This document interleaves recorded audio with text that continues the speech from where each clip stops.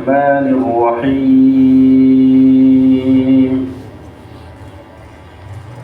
واستعينوا بالصبر والصلاة وإنها لكبيرة إلا على الخاشعين الذين يظنون أنهم ملاقو ربهم وأنهم إليه راجعون يا بني إسرائيل اذكروا نعمتي التي أنعمت عليكم وأني فضلتكم على العالمين واتقوا يوما لا تجزي نفس عن نفس شيئا ولا يقبل منها شفاعة ولا يؤخذ منها عدل ولا هم ينصرون صدق الله العظيم وصدق رسوله النبي الأمي الكريم ونحن على ذلك لمن الشاهدين والشاكرين والحمد لله رب العالمين সূরাতুল বাকারা 45 থেকে 48 নম্বর আয়াত পর্যন্ত আমরা তেলাওয়াত করেছি।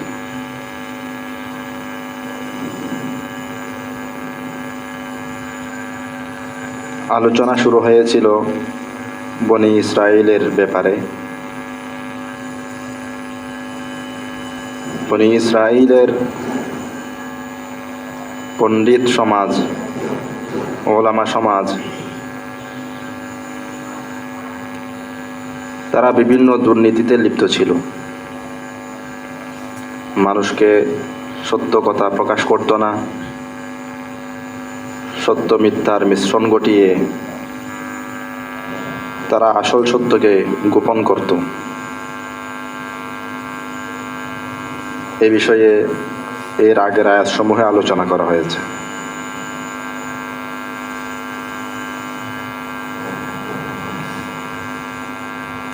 তারা সত্যটা জানত কিন্তু নিজেরা আমল করত না। এমনকি সত্যের ব্যাপারে মানুষকে উৎসাহিত করত অনেক সময়, কিন্তু নিজেদের বেলায় তারা সেই সত্যকে গ্রহণ করত না। এমন একটা ব্যাপারও আল্লাহ পাক উল্লেখ করেছিলেন যে বনি ইসরাইলের আলেমদের মধ্যে, ইহুদিদের আলেমদের মধ্যে এমন অনেকে ছিল যাদের আত্মীয় স্বজনরা ইসলাম গ্রহণ করেছিল, নবী মুহাম্মদুর রাসূলুল্লাহ সাল্লাল্লাহু আলাইহি ওয়াসাল্লামকে সত্য নবী বলে স্বীকার করেছিল। এই বিষয়টা তারা জানতো, ইহুদি পণ্ডিতরা জানতো। তো জানার পর তারা তাদের সে আত্মীয় স্বজনকে বলতো, তোমরা যে ইসলাম গ্রহণ করেছো, নবী মুহাম্মদুর রাসূলুল্লাহ সাল্লাল্লাহু আলাইহি ওয়াসাল্লামকে মেনে নিয়েছো, কোরআনকে মেনে নিয়েছো, তোমাদের কাজ ঠিক, তোমরা সত্যের উপর আছো। কিন্তু এদিকে নিজেরা সেই সত্যকে গ্রহণ করতো না। এই বিষয়টা আল্লাহ পাক তাদেরকে ভর্ৎসনা করে বলছেন, আতা'মুরুনান নাসা বিল বির। এটা কেমন আশ্চর্যের বিষয় যে তোমরা মানুষকে নেকির কাজের প্রতি উৎসাহিত করছো, ওয়া তানসাউনা আনফুসাকুম, অথচ নিজেদের বেলায় তোমরা ভুলে থাকছো সেই সত্যকে, সেই নেকিকে তোমরা ধারণ করছো না। ওয়া আনতুম তাতলুনাল কিতাব, অথচ তোমরা কিতাব পাঠ করো, তাওরাত তোমরা জানো, পাঠ করো। তাওরাতে তো লেখাই আছে যে ব্যক্তি অন্যকে ভালো কাজের আদেশ করে কিন্তু নিজে আমল করে না, তার কি পরিণতি হয়। এসব কথা তাওরাতে আছে। তোমরা সেসব কথা জানার পরেও তোমাদের আত্মীয়দেরকে ইসলামের কথা মানতে বলো, নিজেরা ইসলামকে মানো না, এটা কেমন কথা? আফালা তাকিলুন, তোমরা কি এতটুকুই বুঝবে না যে এরকম একটা মন্দ কাজ তোমরা করো? উদ্দেশ্য হলো এই সকল ইহুদি পণ্ডিতরা ঈমান গ্রহণ করতে পারেনি, এটার মূল কারণ কি ছিল? তারা তো জানতো ঈমান সত্য, মুহাম্মদ সত্য, কোরআন সত্য, ইসলাম সত্য। এটার মূল কারণ ছিল হুব্বে মাল, হুব্বে জাহ। দুইটা কারণ, সম্পদের লোভ এবং পদের মোহ। পদ এবং সম্পদ, এই হইল দুই বিপদ। তো পদের লালসা এবং সম্পদের লোভ, এই দুই কারণে তারা সত্যকে, ঈমানকে গ্রহণ করতে পারেনি। ব্যাপারটা কেমন ছিল? যেহেতু তারা ইহুদি আলেম সমাজ ছিল, এজন্য লোকজন তাদেরকে আলেম হিসেবে সম্মান করত, তাদেরকে নেতৃত্বের মর্যাদা দিত এবং বিভিন্ন ধর্মীয় বিষয় আশয়ে তারা তাদের শরণাপন্ন হতো, তাদেরকে হাদিয়া, তোহফা ইত্যাদি দিত। তাহলে সাধারণ মানুষ তাদেরকে নেতা মনে করে, আবার সাধারণ মানুষ থেকে তারা কিছু হাদিয়া তোহফা পায়। পদ এবং সম্পদ দুটাই তারা মালিক ছিল। এখন তারা চিন্তা করলো, যদি আমরা নবী মুহাম্মদুর রাসূলুল্লাহ সাল্লাল্লাহু আলাইহি ওয়াসাল্লামকে মেনে ফেলি, তাকে সত্য নবী হিসেবে স্বীকার করি, তাহলে আমাদের নেতৃত্ব তো খতম। আমরা তো অন্যান্য সাধারণ মুসলমানদের মতোই একজন সাধারণ মুসলমান হিসেবে থাকব। কারণ নেতা তো মুহাম্মদ নবী নিজেই আছেন, তো ওনার নেতৃত্বের সামনে আমাদের নেতৃত্ব তার চলবে না। তাছাড়া এতদিন পর্যন্ত সাধারণ মানুষ থেকে আমরা তাওরাত ইনজিলের ভুলভাল ব্যাখ্যা করে যে সমস্ত হাদিয়া তোহফা গ্রহণ করেছি, এগুলো তো বন্ধ হয়ে যাবে। তাহলে এই সম্পদ হারানো এবং নেতৃত্ব হারানো, এই দুইটার ভয়ে তারা মূলত ঈমান গ্রহণ করতে পারেনি। তো সম্পদের মোহ এবং পদের লালসা, এই দুইটা রোগ তাদের মধ্যে ছিল বিধায় তারা ঈমান থেকে মাহরুম ছিল। আল্লাহ পাক তাদের এই সমস্যার সমাধান পেশ করেছেন আজকে যে আমরা আয়াত তেলাওয়াত করেছি, এই আয়াতের মধ্যে। আল্লাহ বলেন, ওয়াস্তাঈনু বিস-সাবরি ওয়াস-সালাহ, তোমরা সাহায্য নাও সবরের মাধ্যমে এবং সালাতের মাধ্যমে, নামাজের মাধ্যমে। অর্থাৎ তোমাদের মধ্যে যে সম্পদের ভালোবাসা আছে, যে ভালোবাসা তোমাদেরকে ঈমান থেকে বঞ্চিত রেখেছে, সেই সম্পদের ভালোবাসার চিকিৎসা হলো তোমরা সবর এখতিয়ার করো। এবং তোমাদের মধ্যে যে অহংকার, পদের মোহ, নেতৃত্বের লোভ, হুব্বে জাহ, এটা চিকিৎসার জন্য তোমরা নামাজ কায়েম করো, নামাজ পড়ো। তো নামাজের মাধ্যমে এবং সবরের মাধ্যমে তোমাদের এই দুইটা রোগের সমাধান হবে, চিকিৎসা হবে। বস্তুত হুব্বে জাহ এবং হুব্বে মাল, অর্থের লোভ এবং পদের লোভ, এই দুইটাই হচ্ছে যাবতীয় অনিষ্টের মূল। মানুষের আত্মিক যা রোগ আছে, অন্তরের যে সমস্ত রোগ, রূহানি রোগ, এই সমস্ত রোগের মূল দুইটা বিষয় হচ্ছে এই দুইটা রোগ, অর্থের লোভ এবং পদের লোভ। এই দুই রোগ থেকে মূলত অন্যান্য রোগের সৃষ্টি হয়। একটু যদি আমরা বিশ্লেষণ করি, হুব্বে মাল, মানুষ সম্পদকে ভালোবাসে, সম্পদের ভালোবাসা। এই সম্পদের ভালোবাসার কারণেই সমস্ত ফাসাদ তৈরি হয়।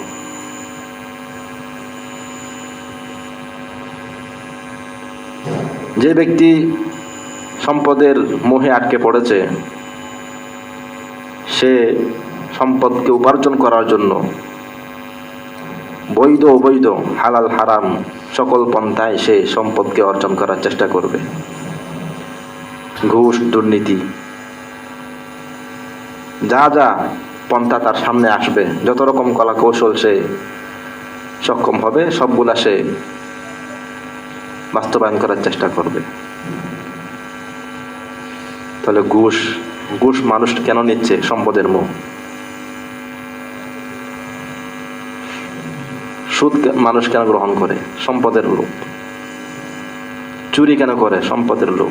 ডাকাতি কেন করছে? সম্পদের লোভ। তাহলে সম্পদের লোভ থেকে সমস্ত খারাপই সৃষ্টি হচ্ছে।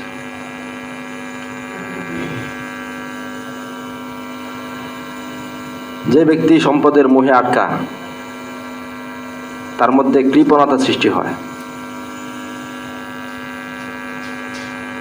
তার কাছে যে সম্পদ আছে সেই সম্পদ থেকে দেশ জাতি কেউ উপকৃত হতে পারবে না। কারণ সে যদি তার সম্পদ মানুষের জন্য খরচ করে, দেশের জন্য, সমাজের জন্য বিলিয়ে দেয়, তাহলে তার তো সম্পদের ভালোবাসা রইল না। সে সম্পদকে ভালোবাসে, এটার মানে হচ্ছে সে এটাকে ছাড়তে চায় না। তাহলে যে ব্যক্তি সম্পদ উপার্জন করেছে সেটাকে মহব্বত করে, ভালোবাসে, এই সম্পদ থেকে দেশ জাতির কোনো উপকার হাসিল হয় না। এটা দেশের সমস্যা হইল, এবং এই ক্ষেত্রে তারও সমস্যা আছে। সমস্যা কি? যেহেতু এই লোকটা অনেক সম্পদের মালিক, কিন্তু সেই সম্পদ থেকে জনগণ কোনো উপকার লাভ করলো না, দেশ জাতি কোনো উপকার হাসিল করতে পারলো না। এই কারণে দেশ জাতির একটা ঘৃণা তার প্রতি থাকে সবসময়। এই লোকটাকে মানুষ পছন্দ করে না, ভালোবাসে না। এই একটা সমস্যা। তাহলে বোঝা গেল সম্পদের লোভ থেকে মূলত অন্যান্য ফাসাদ, খারাপ এগুলো সৃষ্টি হয়। সম্পদ যদি মানুষ এটার মোহে আটকে পড়ে, এটা উপার্জন করার জন্য মানুষ খুন খারাপি পর্যন্ত করতে পারে।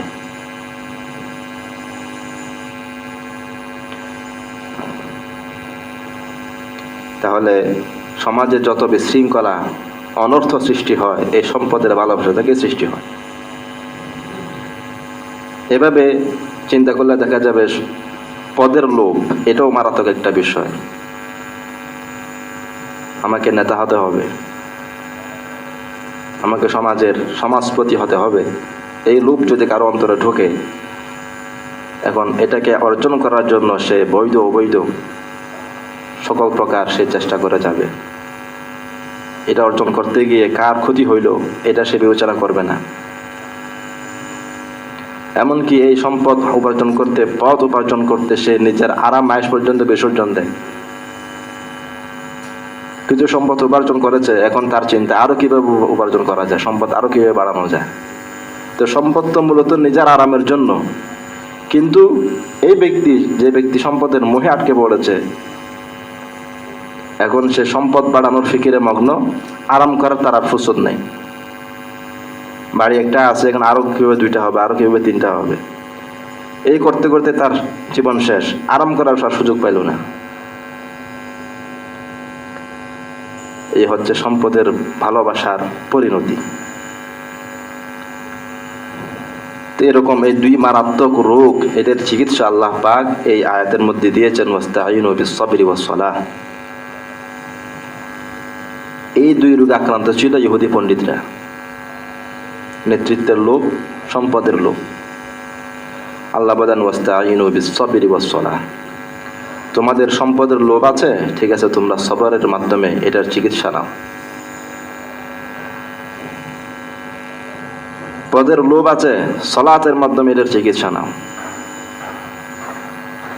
তার সবর, এটা হুব্বে মালের ভালোবাসা এই রোগের চিকিৎসা দেয়। কিভাবে দেয়? সবর অর্থটা কি? ধৈর্য ধারণ করা। মানুষের ভোগ বিলাসিতার চাহিদা, প্রবৃত্তির চাহিদা, এগুলা পূর্ণ করার জন্যই তো মূলত সম্পদের প্রয়োজন হয়। খাও দাও, ফুর্তি করো, যেমন ইচ্ছে তেমন চলো, এটাকে বাস্তবায়ন করার জন্য তো সম্পদের প্রয়োজন। তো এখন আল্লাহ বলেন সবর করো, অর্থাৎ তোমার যে ভোগ বিলাসিতার চাহিদা এটাকে দমিয়ে রাখো। এখন যখন তুমি সবর করবে, ধৈর্য ধারণ করবে, ভোগ বিলাসিতাকে তুমি দমায়ে রাখবে, তাহলে এখন আর সেটাকে পূরণ করার জন্য সম্পদের প্রয়োজন হবে না। এখন যেহেতু সম্পদের প্রয়োজন হচ্ছে না, এটার ভালোবাসার আর প্রয়োজন নেই। ভোগ বিলাসিতাকে পূর্ণ করার জন্য সম্পদের প্রয়োজন, সেখান থেকে সম্পদের ভালোবাসা সৃষ্টি হয়। এটার চিকিৎসা হলো এটাই যে তুমি ভোগ বিলাসিতাকে দমন করো, তাহলে সম্পদের প্রয়োজন থাকবে না। প্রয়োজন যেহেতু নেই, ভালোবাসার সৃষ্টি হবে না। এভাবে সবরের মাধ্যমে মালের মহব্বতের চিকিৎসা হয়। আর নামাজের মাধ্যমে নেতৃত্বের পদের যেই লোভ, এটার চিকিৎসা হয়। পদের লোভ, মানুষ চায় সবাই আমাকে নেতা মনে করুক, আমাকে সম্মান দিক, আমি যেন সবার উপরে থাকি। এই আগ্রহ, এই কামনা বাসনা মানুষের মধ্যে থাকে। এটার চিকিৎসা আল্লাহ দিয়েছেন নামাজ। কারণ নামাজের শুরু থেকে শেষ পর্যন্ত তাওয়াজুর শিক্ষা দেয়, বিনীত হওয়ার শিক্ষা দেয়। কেমন? নামাজের শুরু হয় কি দিয়া? আমি সারেন্ডার করলাম। নামাজ আমি যখন পড়ব তখন এক কাতারে আমরা সবাই দাঁড়াই, এক হি সফ মে খড়ে হো গয়ে মাহমুদ আয়াজ, কবি বলে। এক কাতারে দাঁড়িয়ে গেছে ধনী গরিব আমির ফকির সবাই, রাজা প্রজা সবাই এক কাতারে, কোনো ভেদাভেদ নেই। আমি ধনী বলে, আমি সমাজপতি বলে আমার জন্য আলাদা কোনো কাতার বরাদ্দ আছে, এমন কোনো মশলা নেই। সবাই এক কাতারে দাঁড়াতে হবে পাশাপাশি। অতএব এটার মাধ্যমে আমি যে একটা আমি, এটার চিকিৎসা হয়। আমি আসলে কিছুই না, আমি তো সবার মতো সাধারণ একজন মুসল্লি। এভাবে মানুষ দাঁড়ায়, দাঁড়ানো থেকে আস্তে আস্তে রুকুর দিকে যায়, নিচু আমি নিচু। এরপর মানুষের সবচেয়ে দামি যে অঙ্গ কপাল, সবচেয়ে সম্মানিত অঙ্গ, এটাকে কোথায় ঠেকায়? মাটিতে গিয়ে ঠেকায়। তার মানে আমার অস্তিত্ব আমি নিজেকে বিলীন করে দিলাম, মাটির সাথে মিশিয়ে দিলাম। এভাবে নামাজের মাধ্যমে যে আমি একটা আলাদা কিছু হওয়ার বাসনা, এটার চিকিৎসা হয়। তাহলে নামাজের মাধ্যমে নেতৃত্বের গুণ, নেতৃত্বের লোভ যেটা, এটার চিকিৎসা হয়। সবরের মাধ্যমে হুব্বে মালের চিকিৎসা হয়, মালের মহব্বতের চিকিৎসা হয়।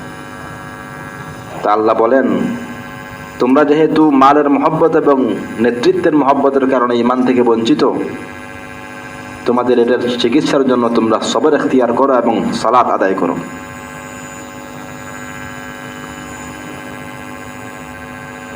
وإنها لكبيرة إلا على الخاشعين।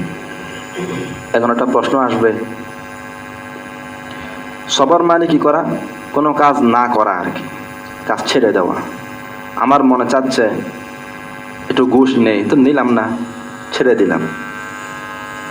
সুদ খাই, তো সুদ খাবো না, ছেড়ে দিলাম। তো সবর মানে ছেড়ে দেওয়া, কাজ থেকে বিরত থাকা। এটা কিছুটা সহজ। কাজ করা সহজ না না করা সহজ? না করাই তো সহজ। আমি বসে আছি, কাজ করলাম না, এটাই তো সহজ। এটা কাজ করতে গেলে না আমার উদ্যোগী হওয়া লাগবে, এটা কষ্ট। সিনেমা হলও আছে, মসজিদও আছে। তোকে নামাজ পড়তে হলে আমাকে মসজিদে যাইতে হবে, এটা কাজ করা। সিনেমা দেখতে হলে সিনেমা হলে যাওয়া লাগবে, এটা হলো কাজ করা। এখন বলা হচ্ছে তুমি সবর করো, মানে সিনেমা দেখবে না, তো কাজ ছেড়ে দিলাম আমি, তবে বসে আছি, তুলনামূলক সহজ। কিন্তু নামাজ পড়তে মসজিদে যাওয়া এটা তো কঠিন। তাহলে যেহেতু সবর জিনিসটাই হচ্ছে কাজ থেকে বিরত থাকা, অন্যায় কাজ থেকে বিরত থাকা, তো বিরত থাকাটা মোটামুটি সহজ, কিন্তু আলাদা একটা কাজ করা এটা তো কঠিন কাজ। তা নামাজ তো কাজ করতে হয়, নামাজ পড়তে হচ্ছে। দেখুন ওয়াইন্নাহা লাকাবীরাতুন ইল্লা আলাল খাশিঈন, আল্লাহ যে চিকিৎসা দিলেন নামাজের যে চিকিৎসা, এখন চিকিৎসাই তো অনেক কঠিন কাজ। যে ট্যাবলেট খাওয়ার কথা বলছে, এই খাওয়া এটা, এই ট্যাবলেট এটাই তো খাওয়াটা মুশকিল ব্যাপার। ওয়াইন্নাহা লাকাবীরাতুন, তো নামাজ জিনিসটাই তো অনেক কঠিন কাজ। এই কঠিন কাজ করে চিকিৎসা কখন করব, প্রশ্ন আসবে কিনা? তাহলে নেতৃত্বের যে লোভ, এটার চিকিৎসা হলো নামাজ। এখন নামাজ জিনিসটা তো একটা কঠিন কাজ। কেন কঠিন কাজ? নামাজে দাঁড়াইলাম, এখন কথা বন্ধ, খাওয়া বন্ধ, পান করা বন্ধ, চলাফেরা বন্ধ, আমার যা মন চাচ্ছে তা করতে পারতেছি না। তাহলে মন মতো এখানে আর কাজ চলে না। কঠিন কাজ না? কঠিন কাজ। তো এখন এই কঠিন কাজটা কিভাবে করব, এটা তো একটা প্রশ্ন। অনেকে জিজ্ঞাসা করে যে হুজুর হেফজ পড়তেছি, কোরআন শরীফ হেফজ করতেছি, মুখস্থ থাকে না, মুখস্থ করি মুখস্থ থাকে না, অনেক কষ্ট হইতেছে, এটা সমাধান কি? তা একটা সমাধান দিছে যে একটা নামাজ আছে, সেই নামাজের মধ্যে সূরা ইয়াসিন পড়তে হয়, সূরা দুখান পড়তে হয়, সূরা মুলক পড়তে হয়, এরকম 4টা সূরা পড়তে হয়। এগুলো অনেক লম্বা লম্বা সূরা। এই 4 সূরার মাধ্যমে যদি কি পড়া হয়, নামাজ পড়া হয়, আর একটা দোয়া আছে, দোয়া পড়া হয়, তাহলে হেফজ করা আসান হয়ে যায়। এখন প্রশ্ন হইল, এই যে লম্বা লম্বা সূরাগুলা, এগুলো কিভাবে মুখস্থ করবো? কোরআন শরীফ মুখস্থ করার জন্য আপনি সহজ পদ্ধতি বললেন কি, এই 4 সূরা দিয়ে নামাজ পড়লে, তখন আর দোয়াটা করলে কোরআন শরীফ মুখস্থ করা সহজ হবে। তখন এই যা আপনি করতে বললেন, এগুলোই তো অনেক কঠিন ব্যাপার, এগুলো কিভাবে মুখস্থ করবো? এখানে বিষয়টা সেরকম যে নেতৃত্বের লোভ, এটার চিকিৎসা নামাজ। তো নামাজটাই তো অনেক কঠিন ব্যাপার। আল্লাহ বললেন ঠিক আছে কঠিন, ওয়াইন্নাহা লাকাবীরাতুন, হ্যাঁ নামাজ অত্যন্ত কঠিন ব্যাপার, তবে ইল্লা আলাল খাশিঈন, যাদের মধ্যে খুশু আছে তাদের জন্য কঠিন নয়।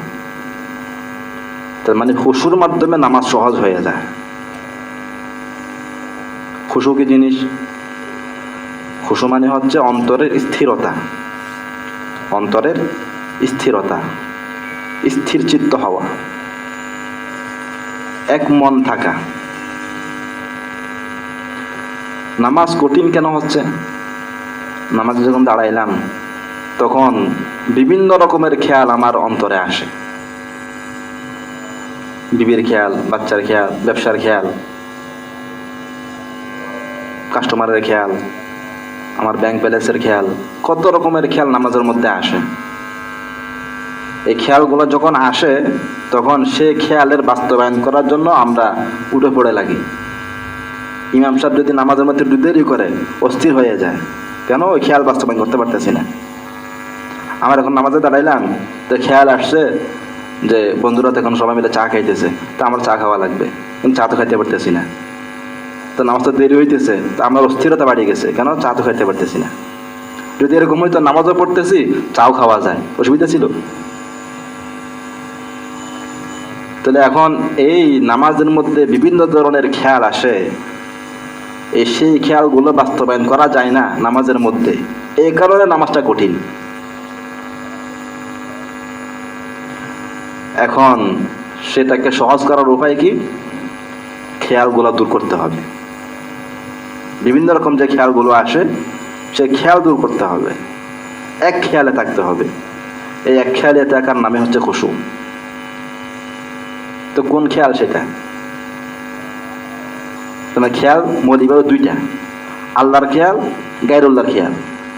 গায়রুল্লাহ বলতে যা যা আছে আমার ব্যবসা বাণিজ্য, টাকা পয়সা, বাচ্চা কাচ্চা, সব হচ্ছে গায়রুল্লাহ। তার মাঝে দাঁড়াইলে সবগুলার খেয়াল আসে। সে খেয়াল আমি বাস্তবায়ন করতে চাই কিন্তু পারি না, এই কারণে নামাজটা কঠিন লাগে।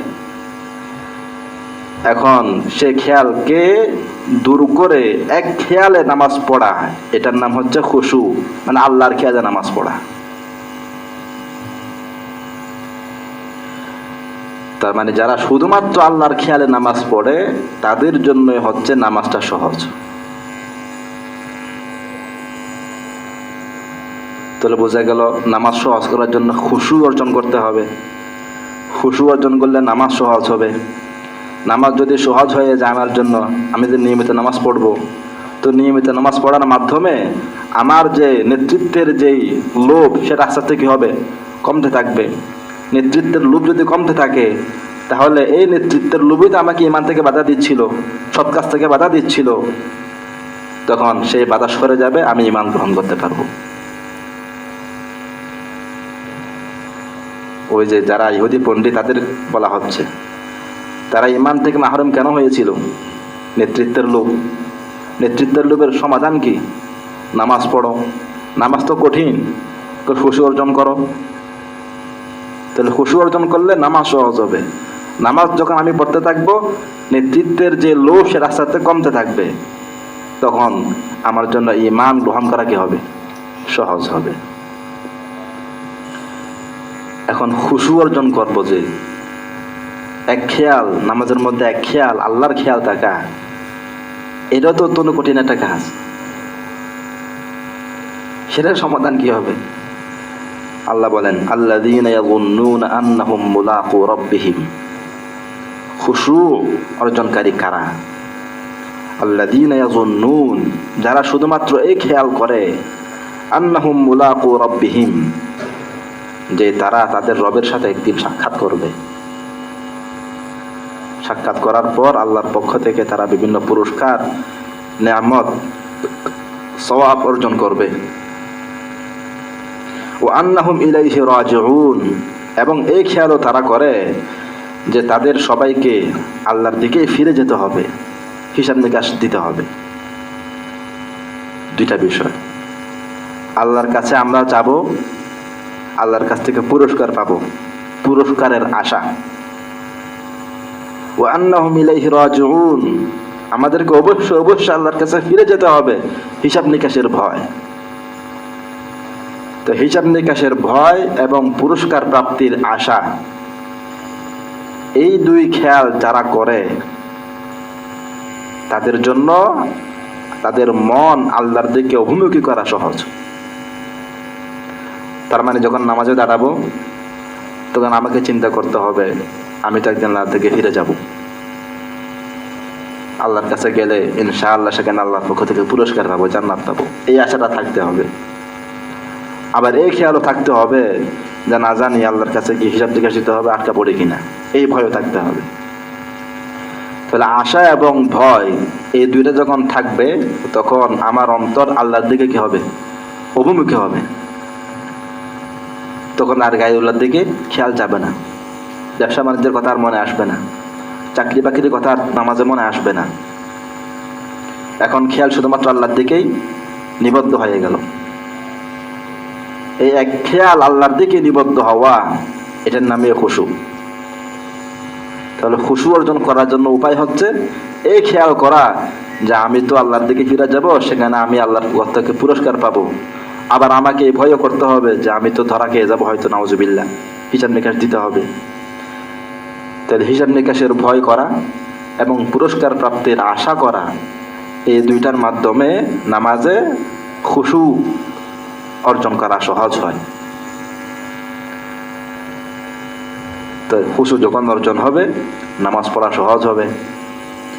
তো নামাজ যখন আমি পড়তে থাকবো তখন আস্তে আস্তে ওই যে নেতৃত্বের লোভ এটা কমবে। এটাই তো বাধা ছিল ইমানের পথে, এটা যখন সরে যাবে ইমান গ্রহণ করা, সত্যকে মেনে নেওয়া আমার পক্ষে সহজ হবে। তাহলে একটার উপর একটা মওকুফ।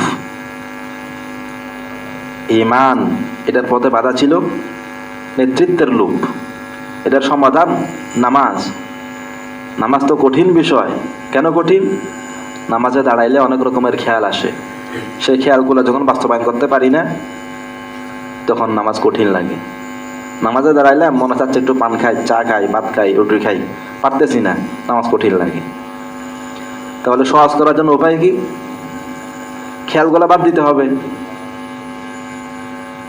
এক খেয়াল রাখতে হবে। এক খেয়াল কোনটা? আল্লাহর খেয়াল। শুধুমাত্র আল্লাহর খেয়ালে নামাজ পড়া, এটার নাম খুশু। এই খুশু অর্জন হবে কিভাবে? যখন নামাজে দাঁড়াবো তখন এই খেয়াল করব যে আমাকে একদিন আল্লাহ থেকে ফিরে যেতে হবে, হিসাব নিকাশ দিতে হবে, এই ভয় করতে হবে। আর আল্লাহর কাছে যাওয়ার পর আল্লাহর কাছে আমরা পুরস্কার পাবো, এই আশাও করতে হবে। এইভাবে যখন নামাজ পড়বো তাহলে আমার জন্য খুশু অর্জন করা সহজ হবে। এভাবেই নেতৃত্বের যেই লোভ, এটার চিকিৎসার সমাধান হবে। তো এখানে যে সমাধানটা দেওয়া হচ্ছে শুধুমাত্র বনী ইসরায়েলের ইহুদি পণ্ডিতদের জন্য সমাধান নয়, সকলের জন্য একই সমাধান, সকল মানুষের জন্যই এই সমাধান।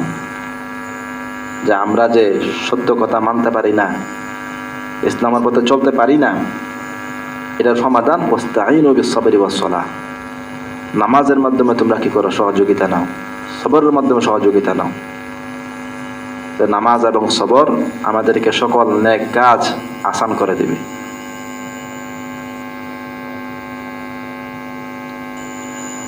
আচ্ছা, এখন প্রশ্ন হলো যে আপনি বললেন যে নেতৃত্বের লোভ, এটার কারণেই ঈমান থেকে মাহরুম ছিল তারা। এটার সমাধানের জন্য নামাজের ব্যবস্থা দেওয়া হয়েছে, নামাজকে সহজ করার জন্য খুশু ইখতিয়ার করতে বলা হয়েছে, খুশু অর্জন করার জন্য আল্লাহর খেয়াল, আল্লাহর কাছে ফিরে যাওয়া, আল্লাহর ভয়, এটাকে খেয়াল করতে বলা হয়েছে। এখন কারো যদি এরকম হয় যে এই খেয়াল আসেই না, তখন সে কি করবে? নামাজে দাঁড়াইছি কিন্তু আমার এই খেয়াল হয় না যে আমি আল্লাহর দিকে ফিরে যাব, আল্লাহ আমাকে হিসাব নিকাশ দিতে হবে, আল্লাহ আমাকে পুরস্কার দিবেন, এই খেয়াল তো আসে না। তার কি করণীয়? এটা তো একটা সমস্যা না? তার মানে খুশু অর্জন করার জন্য আল্লাহ পাক এখানে একটা ব্যবস্থা দিয়েছেন। যদি এই ব্যবস্থা কারো কাজে না আসে বা এই ব্যবস্থাও যদি সে অ্যাপ্লাই করতে না পারে, তাহলে আরো বিভিন্ন পদ্ধতি আছে, সেগুলো অবলম্বন করবে। যেমন রাসূল করিম সাল্লাল্লাহু আলাইহি ওয়াসাল্লাম বলেন, ইদা কুমতা ফি সলাতিকা ফাসাল্লি সলাতা মুওয়াদ্দিঈ। যখন তুমি নামাজে দাঁড়াবে তখন তুমি বিদায়কারী নামাজ পড়ো, শেষ নামাজ। মানে এটা আমার জীবনের শেষ নামাজ, এরকম খেয়াল করে নামাজ পড়ো। তাহলে কি হবে? এই নামাজটা খুশুর সাথে হবে। কোনো ব্যক্তি যদি নামাজে দাঁড়ায় আর একথা ভাবে যে আজকের এই যে নামাজ পড়তেছি, এখনকার এই নামাজ, এটা আমার জীবনের শেষ নামাজ, এরপরে আর কোনোদিন আমি নামাজ পড়তে পারবো না, এরপর আর কোনোদিন রুকু সিজদা করার সুযোগ হবে না, আমাকে এই নামাজ দিয়ে আমার আখিরাতের মুক্তি হাসিল করতে হবে, এমন একটা ভাব নিয়ে যদি কেউ নামাজে দাঁড়ায়, তাহলে কি সে নামাজের মধ্যে আল্লাহ ছাড়া কারো কথা মনে আসবে? মনে আসবে না। তাহলে নামাজটাকে মনে করতে হবে, আমি যখনই নামাজে দাঁড়াবো মনে করতে হবে এটাই আমার শেষ নামাজ, এটা আমার আখিরাতের একমাত্র পুঁজি হবে, এটা দিয়ে আমাকে আখিরাতে মুক্তি পাইতে হবে। এমন একটা ভাব অন্তরে রেখে যদি কেউ নামাজ পড়ে, তার জন্য নামাজে খুশু অর্জন করা সহজ হবে। এখন কেউ যদি বলে তা আমি তো এরকম নামাজও পড়তে পারি না, যে বিদায়ী নামাজ যে পড়বো সে নামাজও আমি তো পড়তে পারি না, তার কি সমাধান? তার সমাধান হইল হাসপাতালে ভর্তি হওয়া। ডাক্তার চিকিৎসা দিয়েছেন রোগীকে, এই ট্যাবলেট খাও, বাড়িতে গিয়ে এগুলো সেবন করো, ভালো হয়ে যাবে। এখন রোগী যদি এরকম হয় যে বাড়িতে বসে তার কি হয় না, চিকিৎসা হয় না, তাহলে তো কোথায় তাকে হাসপাতালে ভর্তি করে না? হাসপাতালে ভর্তি করে। তা আমাদেরকে হাসপাতালে ভর্তি হইতে হবে। হাসপাতাল কি? আল্লাহওয়ালাদের সোহবত। আল্লাহওয়ালাদের সোহবতে গিয়ে যারা মানুষের ঈমান আমলকে ঘষামাজা করার মেহনত করেন, তাদের সোহবতে গিয়ে কিছুদিন সময় কাটাইতে হবে। তাহলে আমার জন্য এই খুশুর সাথে নামাজ পড়া এগুলো আস্তে আস্তে সহজ হয়ে যাবে। আল্লাহ পাক আমাদেরকে বোঝার তৌফিক দান করেন। আচ্ছা, তো নেতৃত্বের যেই মোহ, সেটার সমাধান যদি হয়ে যায়, তাহলে হুব্বে মাল, সম্পদের মোহ, এটার সমাধান হয়ে যাবে। কারণ নামাজ এটা এমন একটা বিষয়, এটার মধ্যে মূলত সমস্ত রোগের চিকিৎসা। যেহেতু নেতৃত্বের রোগের চিকিৎসা এটা নামাজের মধ্যে রয়েছে, তো সম্পদের মোহের চিকিৎসা নামাজের মাধ্যমেই হবে। সবার মাধ্যমে তো হবেই, এটা নামাজের মাধ্যমেও হবে। কারণ আল্লাহ তাআলা বলতেছেন, ইন্না সলাতা তানহা আনিল ফাহশাই ওয়াল মুনকার। নামাজকে সমস্ত অন্যায় কাজ, অশ্লীল কাজ থেকে বিরত রাখে। তো খাহেসাত, মনের চাহিদা, ভোগ বিলাসিতার চাহিদা, এটা দূর হয়ে যাবে নামাজের মাধ্যমে। ওই জন্য প্রত্যেকটা মানুষকে নামাজের উপর উঠতে হবে, তাহলে সে পুরোপুরি দ্বীনের উপর চলতে সক্ষম হবে।